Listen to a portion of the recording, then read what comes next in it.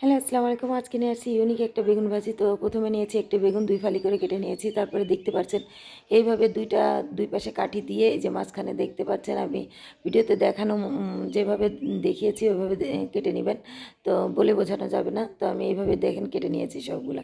তো এখন দেখেন গোল করাও যাবে। তারপরে এখানে দেখতে পাচ্ছেন আমি দি ও এপিস ওপিস ২ পাশেই দেখেন এইভাবে কেটে নিয়েছি যাতে একদম মশলাটা ঢুকে যায়।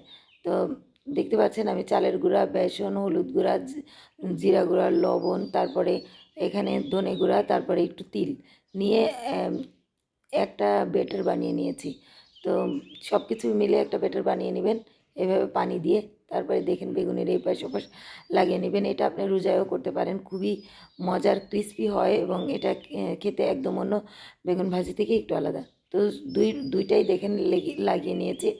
তারপরে দিয়ে দিবেন, আপনি ডুবো তেলে ভাজতে পারেন, আমি ডুবো তেলে ভাজিনি, এমনি ফ্রাই করে নিয়েছি। তো এপিঠ ওপিঠ ৩-৪ মিনিট করে রেখেই খুব তাড়াতাড়ি চট জলদি এটা হয়ে যায়। তো কেমন লাগলো আমার এই নতুন ধরনের বেগুন ভাজি?